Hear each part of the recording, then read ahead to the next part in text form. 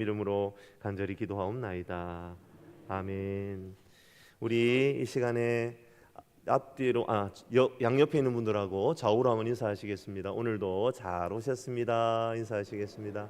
오늘도 잘 오셨습니다. 우리 앞뒤로도 한번 인사하겠습니다. 은혜 많이 받으시기 바랍니다. 은혜 많이 받으시기 바랍니다. 우리 앞뒤로 이렇게 다시 한번 인사합시다. 주님 안에서 행복하세요. 주님 안에서 행복하세요. 아멘입니까? 네. 이 세상의 많은 사람들은 이 행복을 찾아서 이리 헤매고 저리 헤맵니다. 하지만 하나님께서 우리에게 분명하게 말씀하십니다.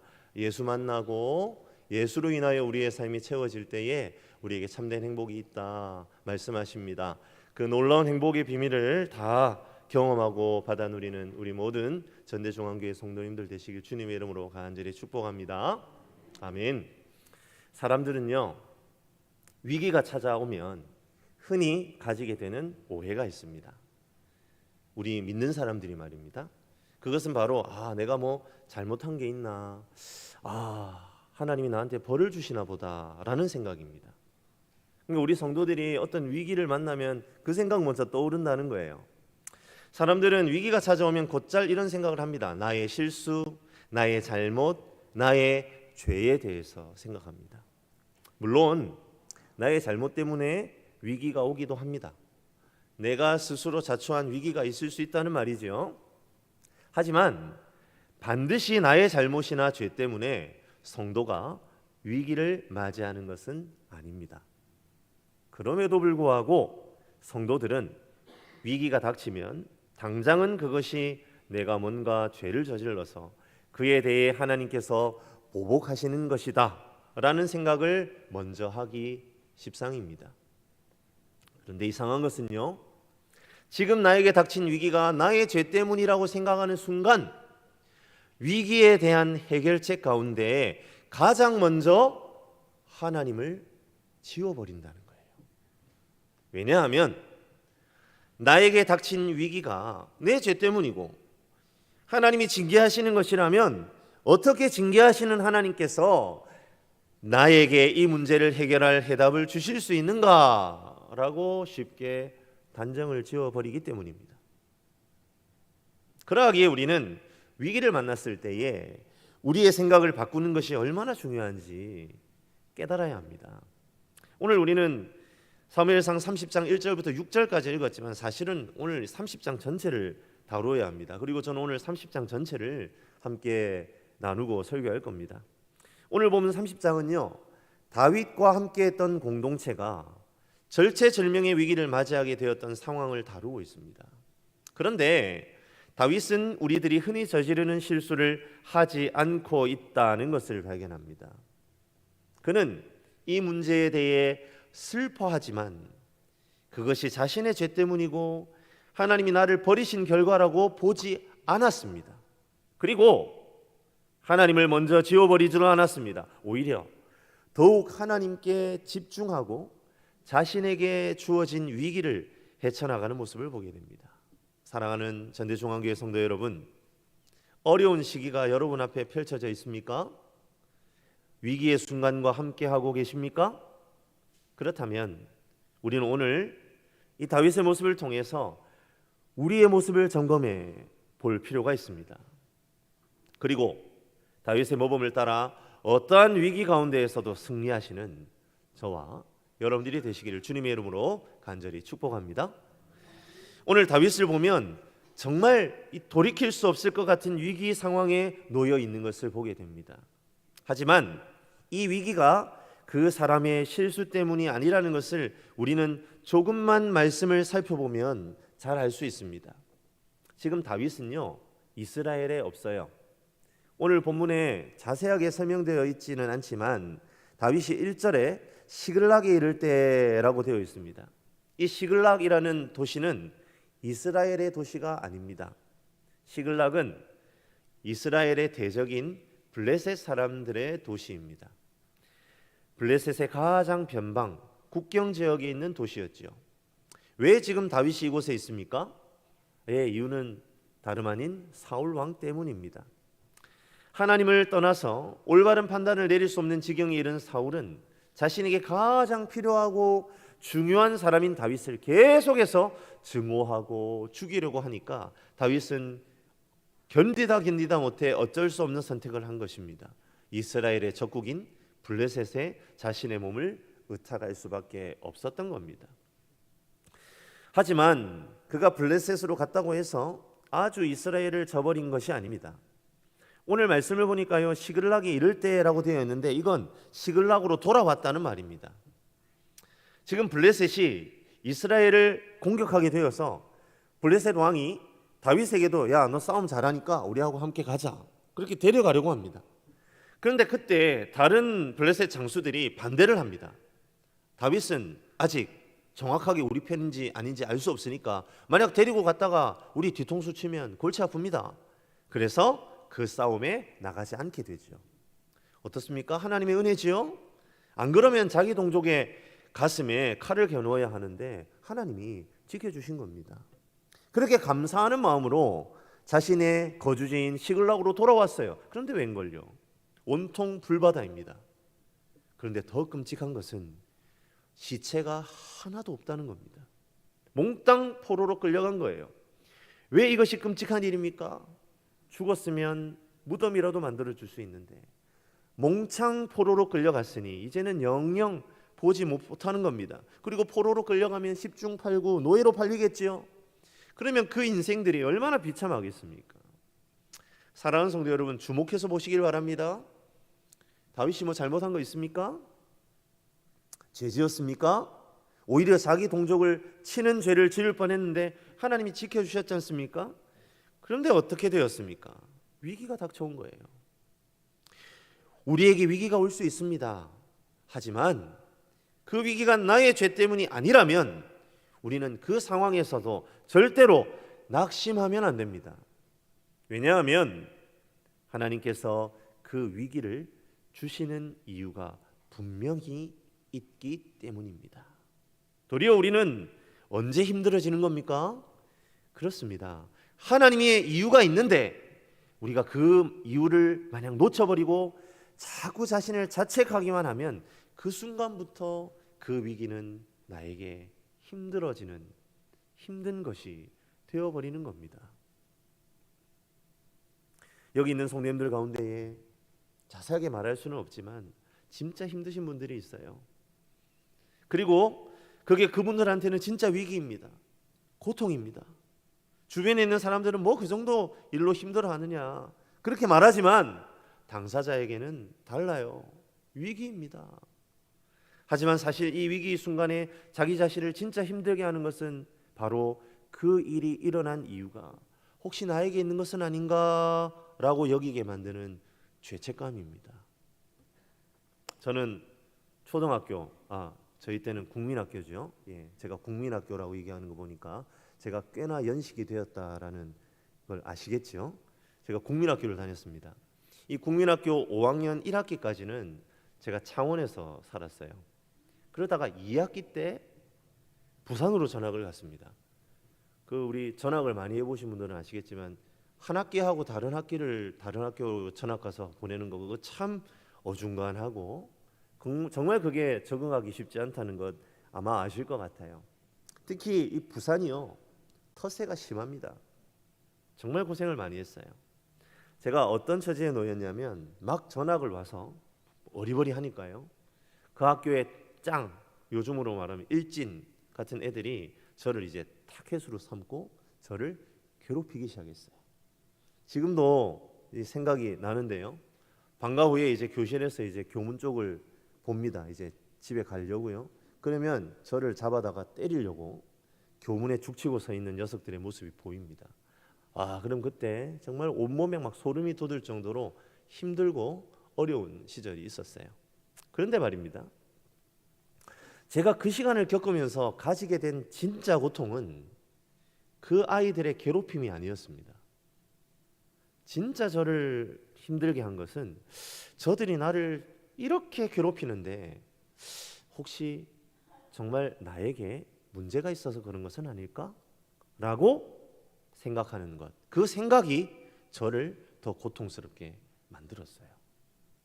학교 폭력의 피해를 당한 학생들의 절반 이상이 자신의 잘못이 아님에도 자신의 잘못이라고 생각을 한답니다. 그러니까 피해 사실을 부모님에게 말하지 않아요. 그리고 그것이 사실은 외상보다, 겉으로 막 쥐어 터지고 막 그렇게 멍이 들고 하는 외상보다 마음에 깊은 상처가 되어서 나중에 사회에 나가서도 관계를 가지는 데에 장애가 되고 심지어는 극단적인 선택을 하기도 한다는 거죠. 제가 뭐 특별히 문제가 있었을까요? 오히려 그 일 때문에 문제가 생겼죠. 제 입으로 이런 말 하기 참 부끄럽지만 저 괜찮은 학생이었거든요. 예수도 잘 믿었습니다. 교회 가면 칭찬 들었던 학생입니다. 예배 시간에 그때는 이제 마룻바닥에 있는 그런 교회였어요. 거기에 무릎 꿇고 앉아서 예배 잘 드리고 공과 공부 시간에 대답 잘하고 범생이었습니다. 그런데 왜 그런 위기가 저한테 온 걸까요? 정말 그때에는 이해가 되질 않아요. 그리고 저의 자존감은 심각하게 손상을 입었습니다. 그런데 나중에 그것을 하나님께서 회복시켜 주시는데요. 그것을 회복하게 된 계기가 뭔지를 아십니까? 이 고백이 있었기 때문입니다. 한번 함께 따라해 보실까요? 위기의 시간은 주님이 정하십니다. 위기의 시간은 주님이 정하십니다. 바로 이 고백이었습니다. 고통의 시간이 있습니다. 그런데 도무지 이해가 안 갑니다. 하지만 이해가 안 가도 할 수 없어요. 왜요? 주님이 주인이시니까요. 그게 사실이니까요. 세상 사람들이 흔히 말하는 운명론을 얘기하려고 하는 것이 아닙니다. 오해하지 마시기 바랍니다. 하나님께서는 우리에게 가장 필요한 것이 무엇인지를 아십니다. 우리 각자가 지금 위기를 만나고 있다면 그 위기에도 반드시 이유가 있다는 겁니다. 주님의 편에서 말입니다. 때로는 위기의 시간을 통해 배워야 될 것이 있기 때문이기도 하고요. 때로는 그 시간을 통해 내가 깎여나가야 하는 부분이 있기 때문에 그렇게 하실 수도 있습니다. 그리고 그 위기의 시간에 대한 이유를 그때 바로 말씀해 주실 수도 있고요. 그 시간이 훨씬 지난 다음에 말씀해 주실 수도 있습니다. 우리 다시 한번 따라해 볼까요? 위기의 시간은 주님의 주권 아래에 있는 시간입니다. 위기의 시간은 주님의 주권 아래에 있는 시간입니다. 아멘. 우리가 이것을 놓치지 않아야만 실망하지 않습니다. 아, 주님이 주인이시구나. 그래, 주님이 언젠가는 이 시간에 대해 설명해 주실 거야. 지나가 보자. 가보면 답이 있을 거야. 그렇게 가야 되는 겁니다. 그렇게 위기의 시간에 우리의 생각을 바꾸는 저와 여러분들이 되시길 주님의 이름으로 간절히 축복합니다. 그렇다면 사랑하는 성도 여러분, 어떻게 그렇게 갈 수 있죠? 어떻게 주님의 주권 아래에 있다는 것을 우리가 알 수 있게 되죠? 결론부터 말하자면 우리가 하나님 앞에 현실을 놓고 기도할 때입니다. 하나님께서는 그때에 우리에게 그것을 가르쳐 주십니다. 오늘 본문에 나오는 다윗도요, 위기의 상황에서 실망하는 모습을 보입니다. 우리 6절을 보니까요, 다윗이 크게 다급하였으나 라는 표현이 나와요. 여기에서 이 다급하다라는 말로 번역된 히브리 동사는 짜라르라고 하는데요, 이 짜라르라는 동사는 밧줄로 꽁꽁 묶이다 또는 죄는 도구로 바짝 조인다, 그런 의미를 가지고 있습니다. 그러니까 엄청난 압박이 지금 다윗에게 가해지고 있는 겁니다. 뭘 어떻게 해야 될지 모르겠다는 생각이 든 거예요. 고뇌에 차서 지쳐버리게 되었다, 그런 의미입니다. 그런데 말입니다, 사랑하는 성도 여러분, 실망하는 순간도 잠시 성경은 다윗이 하나님 여호와를 힘입고 용기를 얻었더라 라고 이야기하고 있습니다. 다시 힘을 얻은 거예요. 어디로부터요? 주님으로부터이죠. 그리고 에봇을 가지고 오라고 합니다. 에봇은 제사장들이 입는 옷이에요. 이 에봇을 가지고 와서 기도했다라는 것은 이 다윗 당시에 하나님께로 나아가는 방법이었습니다. 에봇은 하나님의 임재의 상징이거든요. 그 에봇 앞에 기도한다라는 것은 즉 하나님 앞에서 기도한다는 것과 마찬가지입니다. 다윗은 하나님으로 더불어 힘을 얻는 방법을 알았습니다.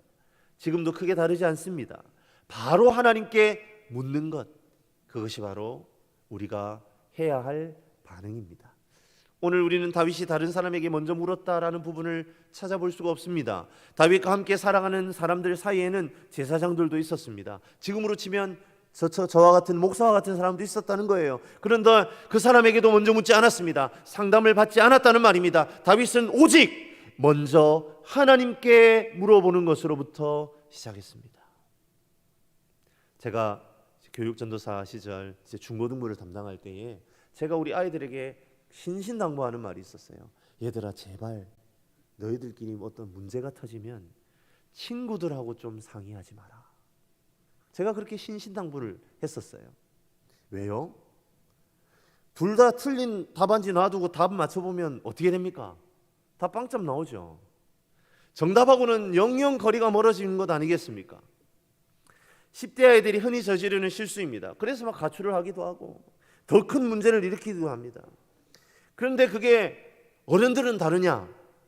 다르지 않다는 겁니다. 우리도 철없는 아이들이 하는 행동하고 똑같아요. 틀린 답을 서로 마주놓고는 막 답을 맞춰보면서 그럼 답이 맞습니까? 하나도 안 맞습니다. 그렇게 해답이 없는데도 우리는 그렇게 다른 답지, 다른 사람, 다른 전문가 찾아 헤맵니다. 그 사람들 물고 늘어져요. 물론 우리 주위에 있는 좋은 사람들의 충고를 가까이 해야 합니다.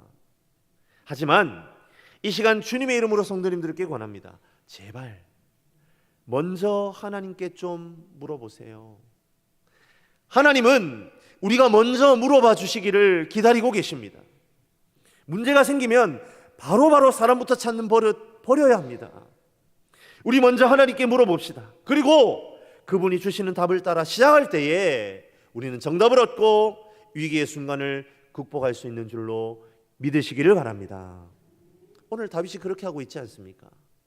먼저 하나님께 물었기 때문에 추격을 시작할 수 있었습니다.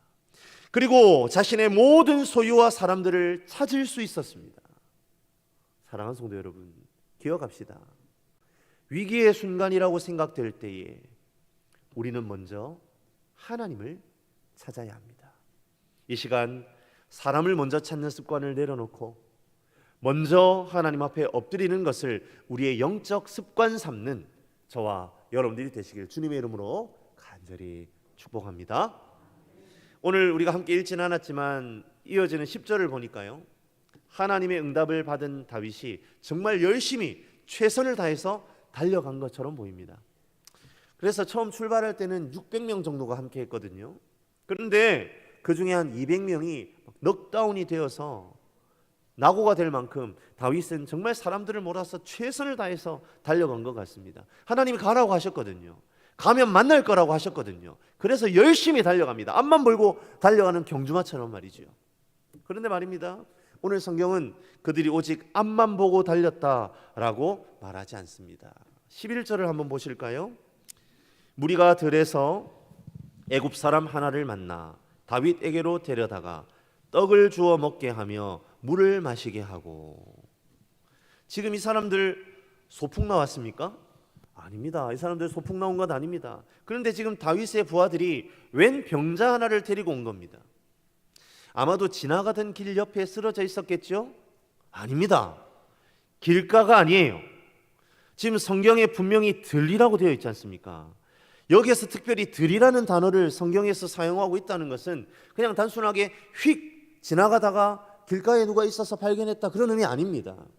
주의를 기울여서 옆을 보면서 살피면서 갔기 때문에 이 애굽 사람을 찾을 수 있었다, 그런 의미가 이 11절에 담겨져 있는 겁니다. 사실 이들에게 여유가 있습니까? 아닙니다. 이들에게 여유는 없습니다. 시글락을 쳤던 아멜렉 사람들이 언제 어디로 갈지 알 수 없습니다. 지금 고삐를 늦추어 버리면 영영 가족들을 찾을 수 없을지도 몰라요. 그런데도 이들이 멈추어 섭니다. 더 놀라운 사실은 그들이 구해준 사람이 애굽 사람이라는 거예요. 이스라엘 사람들은 애굽에 대해, 이집트에 대해서 안 좋은 추억이 있지 않습니까? 그리고 이방 사람들과 접촉하는 것을 꺼립니다. 이방 사람들에게다가 더군다나 애굽 사람입니다. 그리고 병들었습니다. 돌봐주어야 하는 사람입니다. 귀찮은 사람입니다. 그런데 다윗과 그의 친구들은 그 귀찮은 일을 기꺼이 감당합니다. 그럴 상황이 아닌 것 같은데도 그들은 그 일이 자연스럽습니다. 사랑하는 성도 여러분, 어떻게 이 일이 가능하죠? 제가 다윗이었다면 말이죠, 그렇게 하고 있는 병사들을 향해서 호통을 쳤을 것 같아요. 야! 이 멍청이들아! 제정신이야 지금? 지금 우리가 어떤 상황인지 몰라? 미쳤어? 돌았어? 갖다 버려! 전 그랬을 것 같아요. 그런데 이들 어떻게 하고 있습니까? 어떻게 이것이 가능할까요? 어떻게 할 수 있었던 이유를 우리는 두 가지로 생각해 볼 수가 있습니다. 한 가지는요, 자신들의 처지에 대한 객관적인 시각이 다윗과 함께했던 친구들에게 있었기 때문입니다. 자신들도 떠돌이에요. 자신들도 도움이 필요한 사람들입니다. 다윗과 함께하는 사람들이요, 사무엘상 22장 2절을 보니까 이렇게 표현되고 있습니다. 환난당한 모든 자와 빚진 모든 자와 마음이 원통한 자가 다 그에게로 모였고, 다윗과 함께 있는 사람들이 다 그런 사람이었답니다. 그러하기에 그들은요, 이 위기의 순간임에도 불구하고 따뜻한 마음을 잃지 않을 수 있었습니다. 하지만 사랑하는 성도 여러분, 다시 한번 생각해 봅시다. 우리에게 주어진 고통이 따뜻한 마음을 잃어버리지 않고 우리 주위에 있는 어려운 사람들을 돌아볼 수 있는 여유를 가져다 줍니까? 아니요. 아무리 다윗과 그 공동체가 자신들의 처지를 객관적인 시각으로 볼 수 있는 사람들이라 하더라도 지금은 뭐니 해도 위기의 순간입니다. 그런데 어떻게 그런 이유만으로 이들이 죽어가는 애굽 사람을 돌볼 수 있었느냐는 말입니다. 그래서 우리는 두 가지 이유를 함께 생각해 보아야 합니다. 한번 같이 따라해 주시겠습니까? 다윗과 그의 친구들은 돌아봄을 훈련하였습니다. 다시 한번 해볼게요. 다윗과 그의 친구들은 돌아봄을 훈련하였습니다.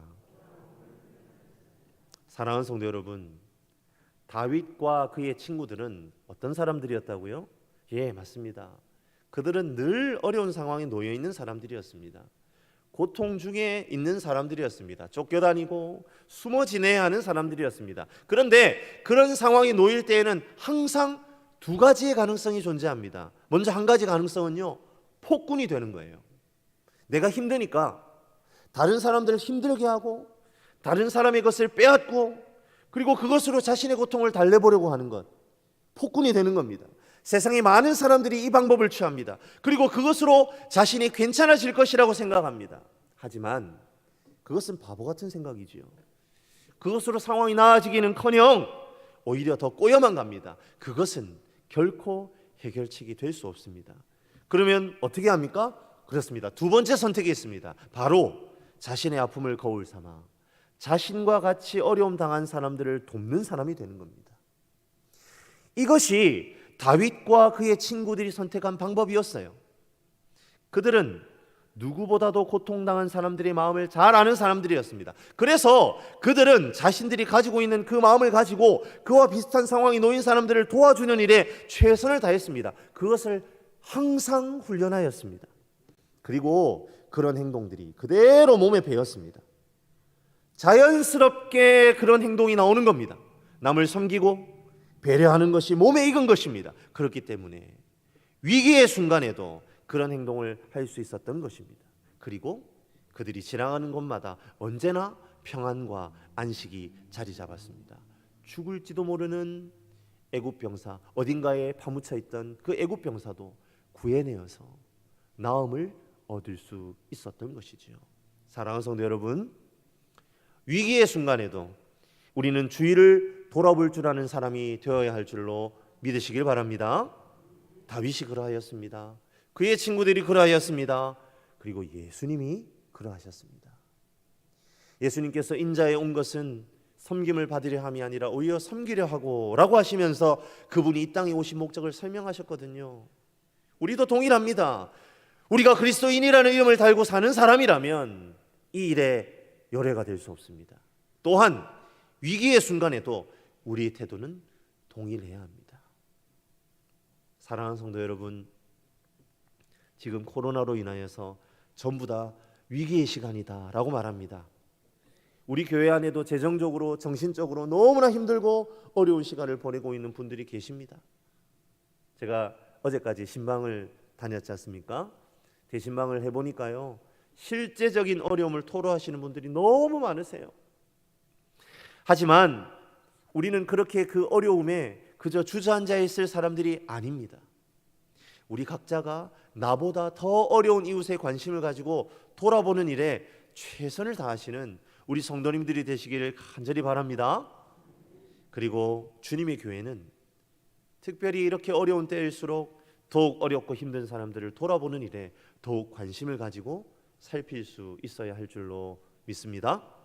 우리 전대중앙교회가 적은 물질이라도 더 어려운 이웃을 위해 흘려보내는 일에 더욱 관심을 가지고 그 일에 헌신됨으로 더욱 하나님의 복을 얻는 귀한 공동체가 되기를 주님의 이름으로 간절히 축복합니다. 그런데 다윗 공동체가 이 귀한 섬김을 통해 어떤 결과를 맞이하게 됩니까? 그렇습니다. 놀랍게도 그들은 이 작은 돌봄을 통해 놀라운 기적을 만나게 됩니다. 어떤 기적입니까? 길도 없고 흔적도 없는 광야에서 자신의 가족과 모든 재물을 탈취해간 도적들을 찾아낼 수 있었습니다. 무엇을 통해서요? 그 애굽 사람을 통해서, 그 애굽 사람을 섬기는 그 작은 섬김을 통해서, 그 작은 생명을 다시 살려내는 그 일을 통해서 기적을 만납니다. 그 병든 애굽 사람이 그들을 아말렉의 군사들에게도 인도합니다. 우리는 어떠합니까? 우리도 동일합니다.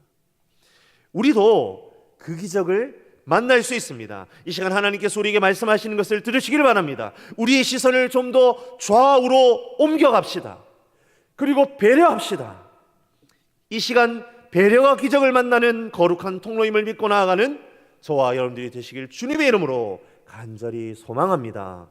다윗은 자신들이 치료해준 이 애굽 소년 덕분에 기적과 같은 방법으로 모든 가족과 빼앗겼던 것을 찾게 돼요. 그것이 우리가 읽지는 않았지만 16절부터 19절에 나타나 있는 내용입니다. 그리고 넉다운이 되어 부솔 시내가에서 쉬고 있던 200여 명의 동지들에게로 모든 식솔들을 데리고 돌아옵니다. 다윗과 그의 친구들이 단순히 그냥 자신의 소유들만 되찾은 게 아니에요. 전쟁에서 승리했지 않습니까? 전리품도 있었습니다. 이제 그 기쁨과 축제를 벌일 일만 남았습니다. 그 전리품을 나누어 가질 일이 남았어요. 그런데 이 상황에서 딴지를 거는 사람들이 있습니다. 22절에 이렇게 나와 있네요. 다윗과 함께 갔던 자들 가운데에 악한 자와 불량배들이 다 이르되 그들이 우리와 함께 가지 아니하였은즉 우리가 도로 찾은 물건은 무엇이든지 그들에게 주지 말고 각자의 처자만 데리고 떠나가게 하라 하는지라. 지금 무슨 상황이 벌어지고 있는 겁니까? 이 22절에 나타난 사람들의 논리는 이겁니다. 우리 400명이 온 힘을 다해서 찾아왔어. 그런데 이 나머지 200명은 한 게 없잖아. 그래서 그냥 찾아온 것 못 돌려주겠어. 그냥 처자식만 데리고 아예 떠나라고 해. 이렇게 된 겁니다. 계속 별 도움이 안 될 것 같으니까 그냥 떠나라 이러고 있는 겁니다. 잘 생각해 보세요. 얼마나 합리적인 생각입니까? 자기가 노력한 만큼 받자 이겁니다. 너희는 우리만큼 노력 안 했으니까 우리가 똑같이 받을 수 없어. 너희는 이거나 먹고 떨어져. 그렇게 말하는 겁니다. 우리도 이렇게 생각할 때가 많지 않습니까? 내가 더 노력한 만큼 나는 더 나은 대우를 받아야 한다. 그렇게 생각을 합니다. 내가 더 많이 공부했으니까 내가 더 좋은 성적을 올린 것 당연합니다. 내가 더 많은 시간을 노력했으니까 나는 돈을 더 많이 받아야 한다고 생각하는 것, 예, 맞습니다. 틀린 생각 아닙니다. 더군다나 지금 위기의 상황이잖아요. 그러니까 더 냉정하게 판단해야죠. 맞습니다. 다 맞습니다. 그런데 다 틀렸습니다. 성경도 이와 같은 논리를 펴고 있는 22절에 이 자들을 어떻게 평가합니까? 악한 자와 불량자들이라고 이미 규정하고 있습니다. 오늘 다윗이 이야기하는 것을 들어보십시오. 이 일에 누가 너희에게 듣겠느냐? 이 말은요, 여러분들이 한 말 누가 들어주겠소? 이 말입니다. 좀 더 마음에 와닿게 표현해 볼까요? 무슨 개풀 뜯어먹는 소리를 하고 있냐? 이 얘기입니다. 다윗은 이들의 이론에 절대로 동의하고 있지 않습니다. 다윗의 논리는 무엇입니까? 이들도 남아서 우리의 물건을 지킨 사람이다. 지킨 사람이나 나가서 싸운 사람이나 누구나 똑같이 나누어 가져야 한다. 그렇게 이야기하고 있습니다. 언뜻 납득이 가지 않는 계산 방법입니다. 사랑하는 성도 여러분, 목숨을 걸었어요. 싸우러 간 사람들은 목숨을 걸고 가족과 물건들을 찾아왔습니다. 그런데 왜 다윗은 이런 이야기를 하고 있는 겁니까? 같다니요. 분깃이 같기는 뭐가 같다는 말입니까? 정당한 대가를 요구하는 사람에게 너희들의 말은 이치에 맞지 않다라고 말하는 다윗입니다. 왜 우리는 다윗이 이해가 가지 않는 것입니까? 그 이유는 간단합니다. 우리는 항상 위기의 순간에 나 혼자 있다고 생각하기 때문이에요. 우리는 위기의 순간이 닥치면 항상 혼자라고 생각합니다. 그러니까 혼자 헤쳐나가고 그 결과물은 나의 것이다라고 주장합니다. 하지만 다윗은 좀 다릅니다. 아니, 많이 다릅니다. 뭐가 다를까요? 그는 위기의 순간에 언제나 혼자가 아니었습니다. 그러면 누가 같이 있습니까? 그렇지요. 하나님이 함께 계셨습니다. 아니요, 더 정확하게 말하자면 같이 계신 수준이 아닙니다. 주님은 언제나 먼저 행하셨습니다. 그리고 언제나 모든 일을 스스로 풀어가셨습니다. 다윗은 묻고 말씀하신 대로 움직이기만 하면 되었습니다. 그러기에 그는 언제나 자신의 수중에 들어온 것을 나눌 수 있었습니다. 오늘 읽지는 않았지만 30장 26절부터 31절의 내용을 살펴보시면 다윗은 이 추격전을 통해 얻었던 모든 전리품들을 주변에 있는 이스라엘 지도자 친구들에게까지 나누어주는 모습을 보게 됩니다. 힘을 얻고 싶어서 그랬을까요? 아닙니다. 지금 위기의 상황이잖아요. 가족과 물건을 찾았지만 집 없습니다. 다 불탔습니다. 자신의 성도 돌봐야 하는 다급한 처지에 놓여있는 그입니다. 하지만 자신의 것만 챙기지 않습니다. 돌아봅니다. 나누어줍니다. 격려합니다. 서로 돌아보아 사랑과 선행을 서로 격려하며 히브리서 말씀이 떠오르게 만듭니다. 다윗의 삶이 바로 그 히브리서에 나오는 말씀 그대로의 삶이었습니다. 사랑하는 성도 여러분, 자기 자신에게서 시선을 옮겨야 합니다. I my me my, I my me mine. 이거 요즘엔 초등학교에서 다 떼잖아요. 그럼에도 우리는 항상 나, 내 것, 나의 것, 나를 위해서, 나에게, 나를 위해 이러면서 살아갑니다. 우리 제발 그렇게 살지 맙시다. 그것은 하나님께서 우리를 향해 허락하신 삶이 아닙니다. 아무리 위기의 상황에 놓여있다 할지라도 하나님은 주위를 돌아보기를 원하십니다. 그리고 내가 가지고 있는 것을 나누는 삶을 살기 원하십니다.